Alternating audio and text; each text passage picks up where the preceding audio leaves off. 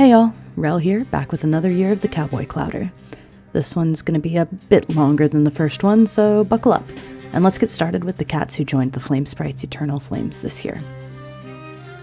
Commandor was found by Amaretto, Primrose Dust, and Banyan Crust on the first moon of the year, suffering from carrion place disease. Primrose and Banyan petitioned Auburn Kick to allow him in so that he could pass in peace, and Auburn Kick agreed. I think she may have been a gas station cat, always hanging out around the desert gas stop, and one day he accidentally licked some gasoline off of his paws, and that was that. Before he died, he told Fire a little bit about how he imagined the afterlife.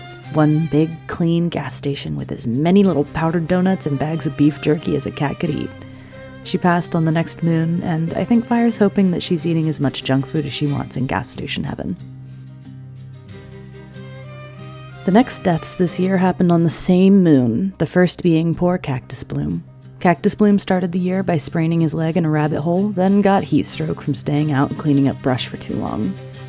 After he recovered, he finally decided that he was a bit too old to be doing that kind of hard labor anymore and retired to the Elder's Den. He really enjoyed his time as a retiree, telling Sky Prince and Nightheart perhaps a bit too much about the flings he'd had as a younger cat, but unfortunately he got white cough soon after his retirement and was unable to fight it off. His death was a little bit overshadowed by the last death of this year, however. Laurel Star died of old age this year, fading away peacefully in her nest. She began the year by finally becoming mates with Nightheart, though she never got the chance to warm up all the way to Dino.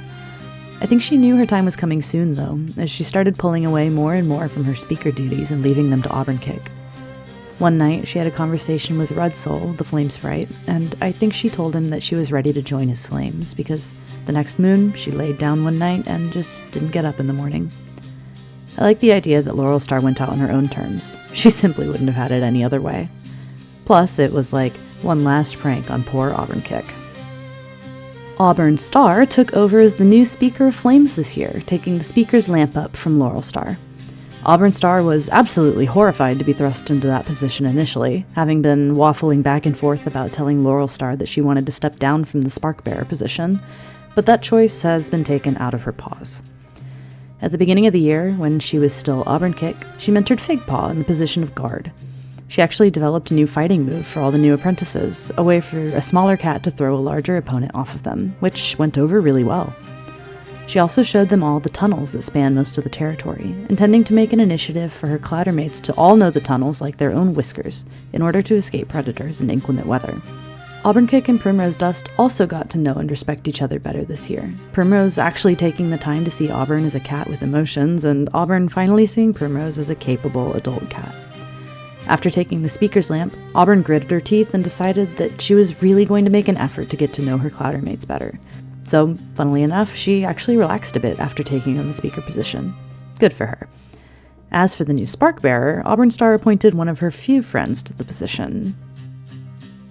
Sky Prance. Sky Prance took over as the new Spark Bearer this year, much to most of the Cowboys' confusion and dismay. Sky Prance is still garnering a lot of hate for leaving the rain stick around camp, but they just don't understand why everyone would want it to be put away. It's so cool to look at and clearly has a lot of history. I mean, check out those ancient claw marks.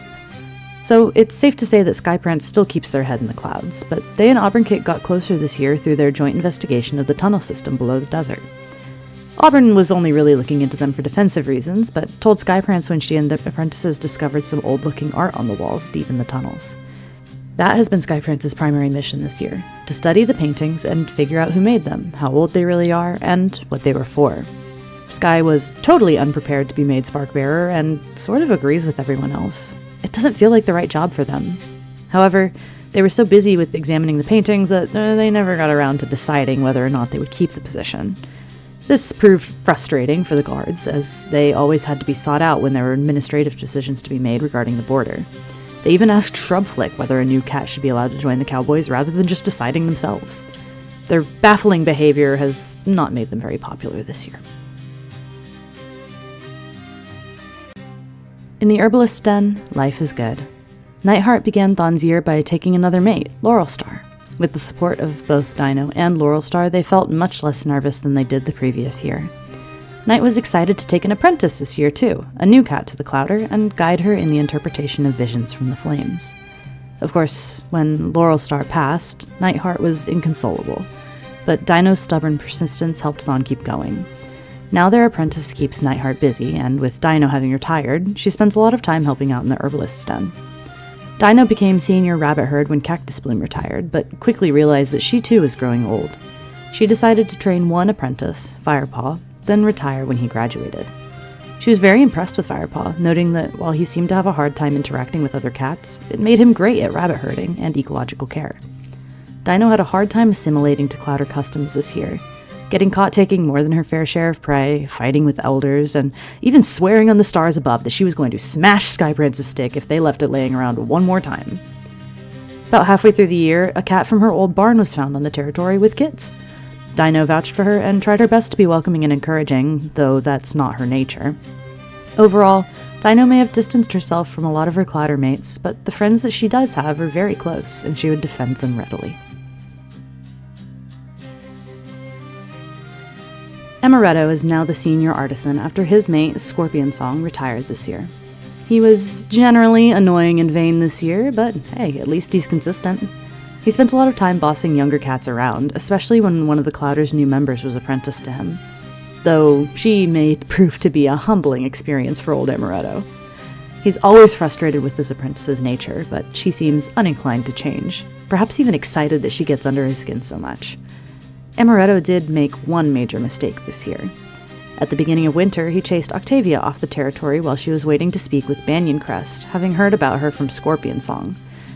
Octavia is Scorpion Song's previous mate, who she had Banyan Crest and Primrose Dust with. Banyan Crest was beyond mad at him for doing so, and currently is refusing to speak with him. So Amaretto may need to back off next year or risk more cat's ire. This year, Don Glint had a little more luck making friends. He started the year recovering from his sprain, and while he was in the herbalist's den, Happy Paw asked him why he smelled so funny. Don Glint was able to explain to her some of the herbs he takes to make him look physically more Tom-like, and they hung out a lot more after that, having some great conversations. He's still a bit standoffish to her though, so they haven't had the chance to really get close. Don Glint has been working with Skyprance this year to unlock the mysteries of the cave paintings, though honestly he isn't all that interested. He would much rather try and flirt with Scorpion Song and Amaretto. It hasn't been going all that well, but hey, you never know until you try. Scorpion Song seems to be picking up what he's putting down, but Amaretto is oblivious as ever. Better luck next year, Don.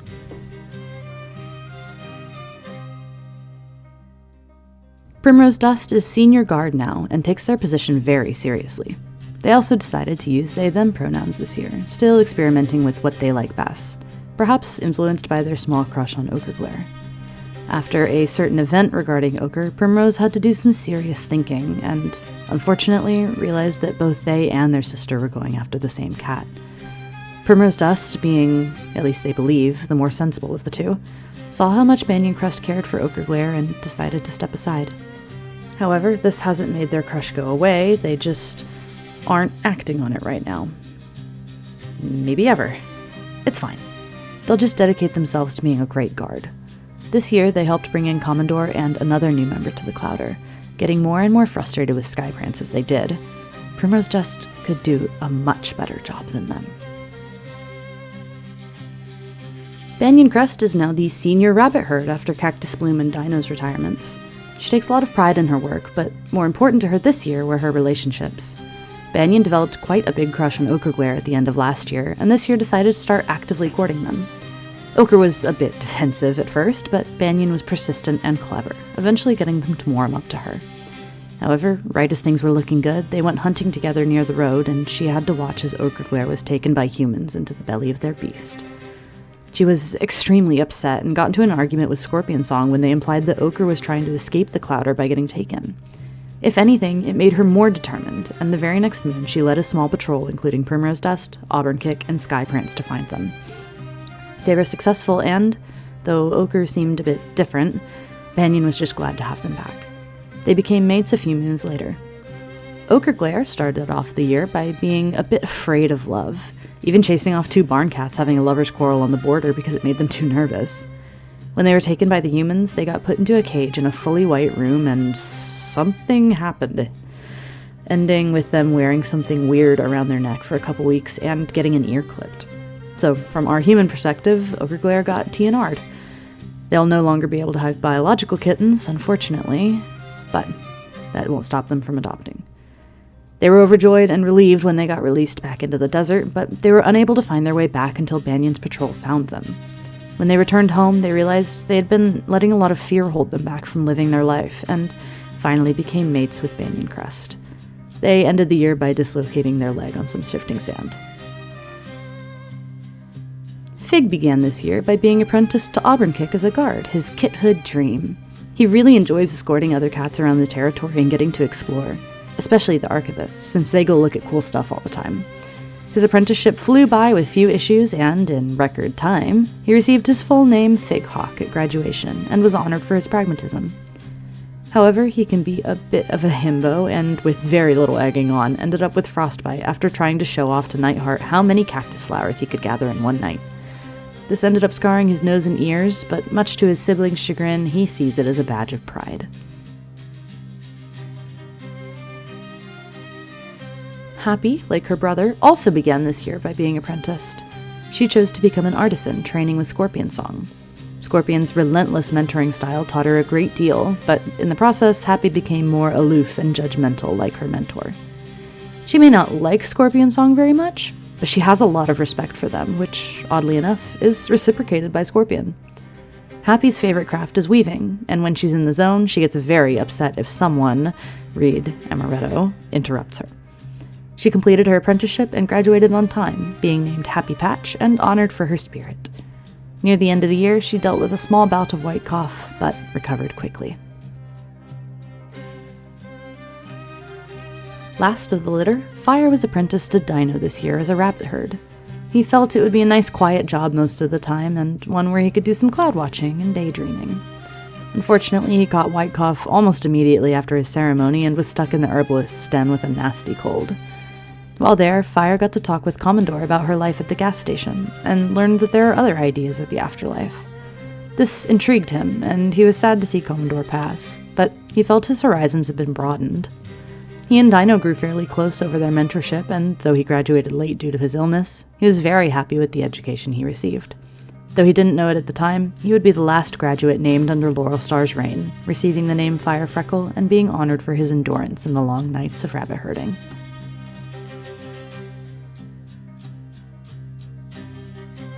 Scorpion Song had a pretty chill year, taking Happy Paw as an apprentice with full intent that she would be the last cat Scorpion would ever train. Happy Paw was a wonderful apprentice and really admired Scorpion, exactly the way they like it, so they passed along all the knowledge they intended to, in exactly the amount of time they intended to, and as soon as Happy Patch was named a full cowboy, Scorpion Song announced their retirement. There was plenty of other drama for them to focus on this year, namely their daughter's courtship of Ochre Glare. Scorpion, who had always looked down a bit on Ochre, turned up their nose at the idea of the bloodline continuing through them. They even argued with Banyan Crest, trying to convince her not to search for them. Now that Ochre and Banyan are together, however, Scorpion has kind of resigned themselves to the idea. They still aren't very kind to Ochre, but they aren't taking any steps against the young couple. By the flames, they're retired. They shouldn't have to deal with this. Last of our returning members, Shrubflick had a simultaneously interesting and boring year. They started the year by realizing that they would rather use she-they pronouns, saying with a laugh that you're never too old to learn things about yourself. She beefed a bit with Dino this year, though it was more of a consequence of Dino's bad attitude than her own. The strangest thing that happened this year was the Spark Bearer, Skyprance, asking her if they should let new cats into the Clowder. Not really knowing why she was asked, they just said, yeah, sure. I think they're a bit sad to have outlived both Cactus Bloom and Laurel Star, but they still enjoy watching over the Cowboys enough that they don't wish to join them in the flames of the lamp just yet. Now let's talk about some of the new additions to the Cowboys this year. Not Gale joined the Clowder after being approved by Shrubflick of all cats, along with her new litter of kits, Honey, Splinter, and Obsidian. It turned out that she also lived in the barn that Dino came from, also having been forced to flee when it was struck by lightning. Knot had been wandering since then quite happily, but when one has a litter of kits to think about, well, circumstances change. She was attacked near the border by some of the gas station rogues and was brought back to the Clowder to heal and rest. After being comforted by and catching up with Dino, she agreed to stay and decided to become an archivist to learn more about the history of the Clowder.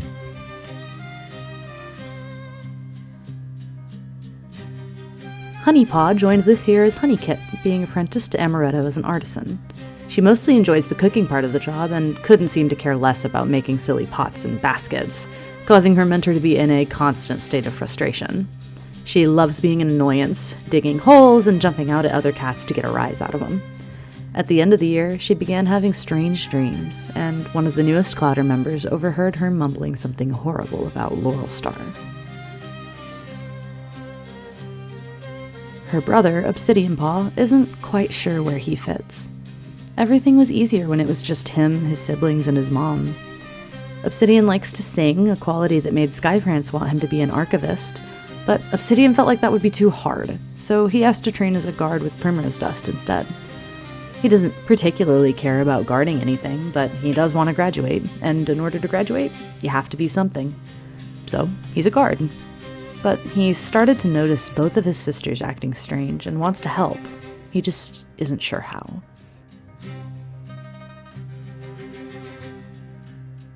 The last of the triplets is Splinterpaw, who decided when she was apprenticed that she couldn't bear to hurt another creature, so she followed the path of the herbalist under Nightheart.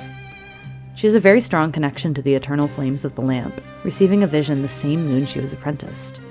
This is a very rare ability, and usually one that would single a cat out to become speaker, so she was extremely nervous to tell Nightheart, worried that Thon would think she was just attention-seeking. Eventually, Nightheart got it out of her, and to her surprise, was incredibly excited and supportive, helping her figure out that she was dreaming of someplace nostalgic, of some home lost, likely the barn that her mother once lived in. At the end of the year, she received another message, one of friendship, a smell of kids nursing, and the touch of a mentor's nose to an apprentice. Their working theory is that she'll be able to take an apprentice pretty soon after graduating. Russell Rain was a late addition to the Cowboys, being found by Primrose Dust and Obsidian Paw while they were out training along with her two kits, Dapplecit and Camellia Kit. She didn't get the chance to do much this year, mostly just being relieved to find rest somewhere safe after her human died of old age. Dapplecit and Camellia Kit are both developing their personalities, Camellia constantly cleaning up after her sister who loves healing injured bugs. They both love Shrubflick's story, and Dapplecit was the one who overheard Honeypaw's mumblings at the end of the year. Next year, hopefully, we get to see them both graduate.